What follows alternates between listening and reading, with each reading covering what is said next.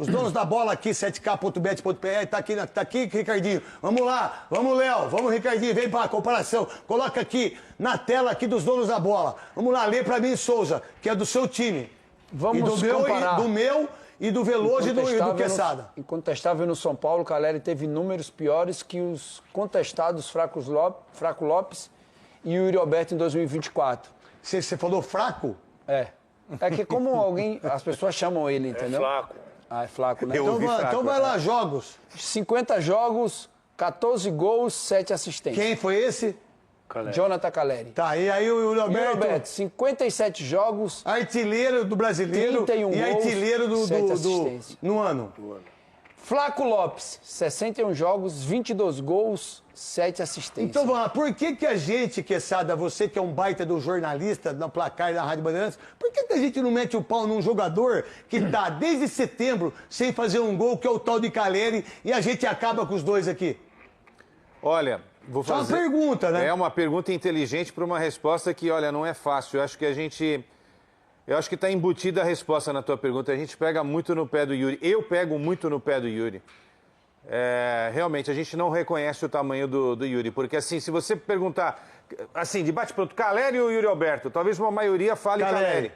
E aí esses números são totalmente favoráveis ao Yuri. Vamos lá, o Veloso, esse menino Flaco Lopes demorou 3 anos para ele ser titular e arrebentar no Paulista. Temporada. E aí o Abel deu um gelo nele em determinados momentos que ele não estava jogando bem.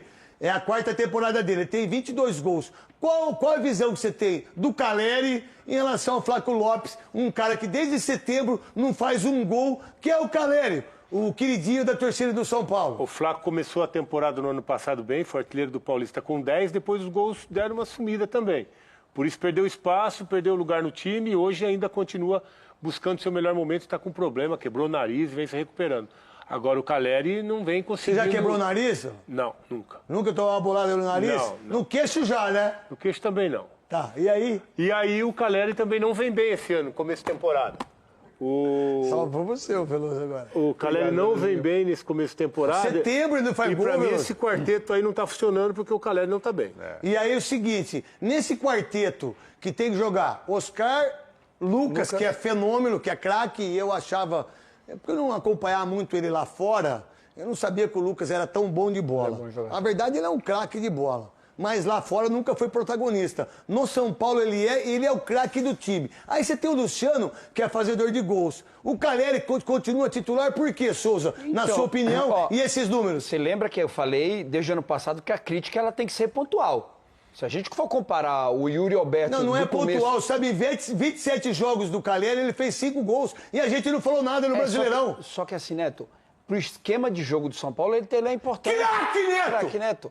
Ele é importante pro esquema de jogo. Ele não estava fazendo gol, mas era um cara que jogava, corria, brigava. Souza, mas é o esquema de jogo, Souza. Infelizmente. Ele é centroavante. Infelizmente, a gente... então tá, o goleiro, então... época, saiu com o pé e não sei o quê.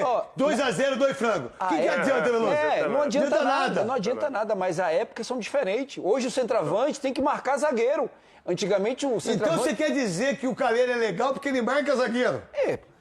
Eu tô te perguntando, pô. Mas o ano passado era isso. Então você responde o que é o que não é, do seu jeito. Ano passado era isso. Se ele fosse brasileiro, ele tava na seleção do Tite, então. Porque exatamente. É porque ele é zona de conforto, né? Exatamente. Hoje a época mudou. As épocas mudaram. O centroavante hoje é um cara que é brigador. Então, um cara que vai trombar com então zagueiro. Vamos lá. Eu tô falando por mim, tá? Eu aqui quase acabei com o Roberto. Que, por sinal... Eu fiquei amigo dele, assim, não amigo de... Só quando encontro, não tenho... né? Eu adoro o pai dele, a mãe dele, coisa incrível, a irmã dele, que é repetente, repetiu de ano, brincadeira, em São José dos Campos. Tá de brincadeira, repetir de ano, né? Aí, cara, a gente quase acabou com ele. Eu coloquei aqui ele aquecendo... Ele cantando Evidências de Zé Augusto. Meu Deus, que fez. Foi uma tragédia, né? Chitãozinho, Chororó. Chororó, que o Chororó é um monstro. Chitãozinho também. E por sinal, parabéns a Sandy, que vai apresentar um programa, acho que na Multishow. Parabéns a Sandy aí. Aí, você pega. Aí, eu botei ele chutando a bola lá em cima e nós metemos o pau. Todo mundo de vocês aí meteu o pau. arregaçou com o Yuri Alberto. Mas do Caleri, ninguém fala nada que ele perdeu um gol que o São Paulo poderia ser campeão da Copa do Brasil. Ninguém fala nada. O porquê? E da Libertadores. Ninguém fala exclusivamente nada. Ninguém fala da dívida do São Paulo, de R$1 bilhão. Ninguém fala que o São Paulo deve para CT, que deve para o Richarlison, que deve para o Rogério Ceni, que deve para a ex-mulher do Daniel Alves, que deve quase R$1 bilhão. Ninguém fala nada. Não, falamos sim aqui. Você não falou, não. O campeonato tem campeonato de dívida. Se fosse campeonato de dívida, o Corinthians seria o campeão. Disparado. Ninguém ganharia dele. Infelizmente. É verdade, não é campeonato de dívida.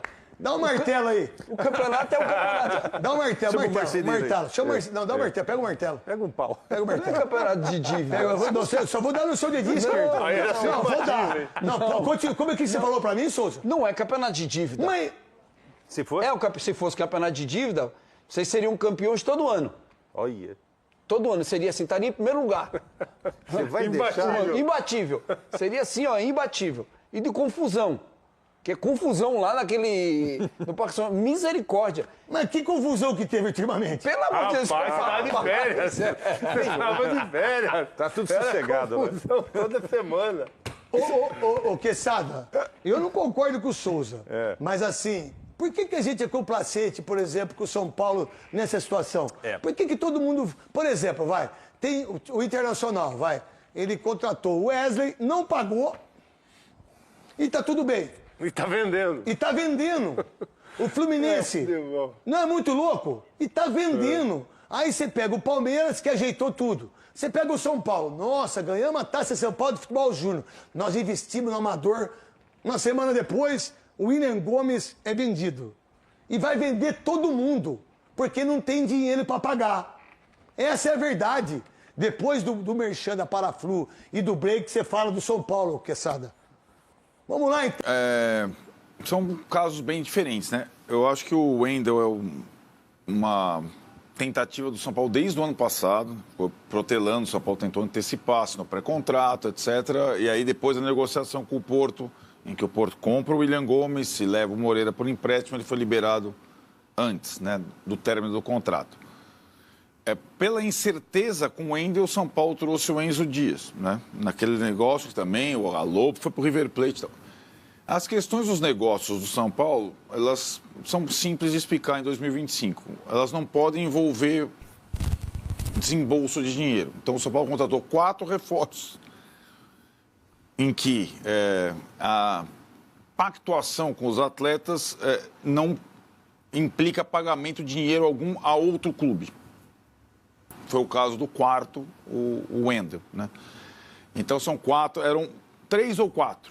Como demorou a vir o Wendel, veio o Enzo Dias, então foram 4.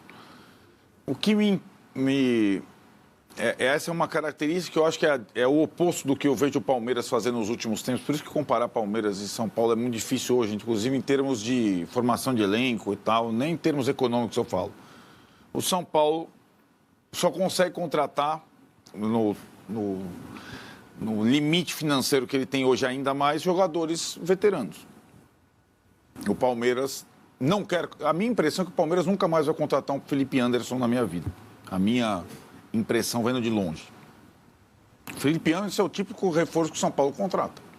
É um cara que vai se ficar livre no mercado, já encerrou o contrato, vem sem pagamento de direito e tal. Porque o Palmeiras não precisa contratar esse tipo de jogador. Ele pode contratar jogadores no auge, como é o caso dessa procura, por enquanto, inócua do Paulinho. Paulinho, né, pagar 18 milhões de euros para um jogador.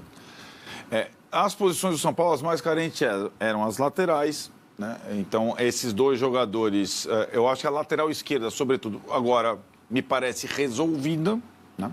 A lateral esquerda passou o ano inteiro passado praticamente só com o Wellington, agora tem Enzo Dias e o Wendel. 29 anos, 31 anos. A lateral direita, que o Cédric ocupa, é uma outra coisa.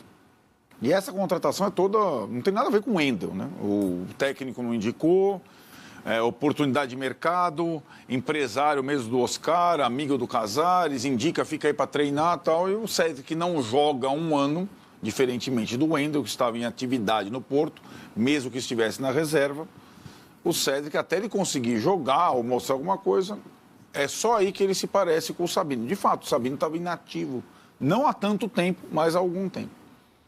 Então são esses dois reforços. Não sei se o São Paulo vai conseguir contratar mais algum jogador até o final da janela de fevereiro, me parece que não. E ele faz essa opção por ter, em tese, um time titular mais forte, mais experiente e um elenco, um banco de reservas mais frágil, que vai depender muito do sucesso de algum jogador da base, subir, surpreender. Mas às vezes, vocês sabem que o futebol é surpreendente, né? O Zé Carlos foi parar na Copa do Mundo, lembra?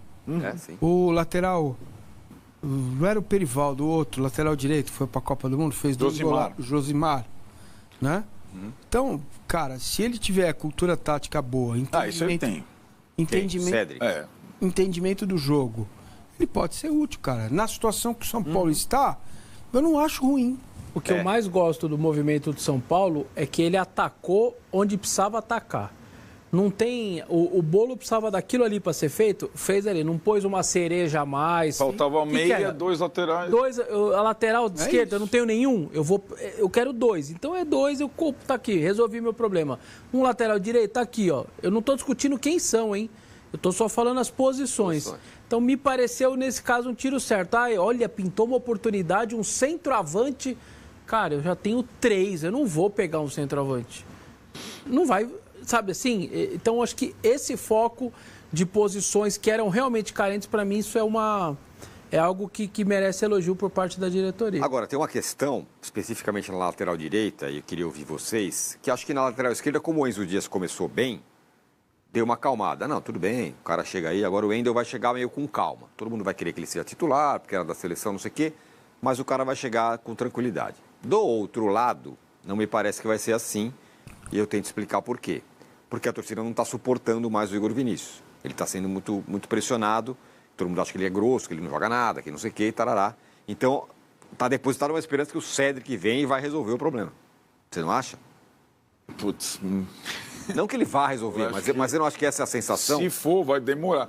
Eu não vejo, eu acho que a questão do Igor Vinícius talvez seja, o titular do São Paulo. Pega o time que jogou contra o Corinthians, o titular do São Paulo menos glamuroso. Sim, verdade, é isso mesmo. Mas aí você tem, na lateral direita você tem o jogador do Igor Vinícius, que é um jogador com uma característica e uma idade X. Você tem o Cédric, que é mais experiente e tal. Tem o Ferrarese, que joga improvisado como zagueiro, pode ser o zagueiro pro lateral. E tem o menino Mike da base. Então você tem 4 opções completamente diferentes. Eu acho que quem se apresentar joga. Aliás, uma posição que vamos combinar, né? O que nós estamos falando, jogou quem ontem, como é que chama? O Jacaré. É uma situação. O Palmeiras tem 3 e tem discussão lá no Palmeiras. O Massa sabe. Marcos Rocha, Mike já e tem discussão. Não tem discussão? Tem discussão. Não tem? Sobre quem joga deve jogar, quem não deve jogar? Tem os maikistas e os Marcos Rochistas. Não tem, não. É assim, dependendo do esquema, é o Mike. O Mike é o melhor dos 3, tecnicamente. Mas se você quiser jogar o 3-5-2 sem ter um zagueiro, é melhor o Marcos Rocha. Mas o que o Tironi falou tem 100% de razão. Isso é muito comum no futebol. Se a posição ela não tem o buraco, o reserva entra com calma, pega a forma física e ninguém enche o saco. Se tá batendo água no bumbum, cadê? Vamos logo, a pressa... É o centroavante do Palmeiras. É mais ou menos o centroavante do Palmeiras. Hoje é a lateral direita do São Paulo.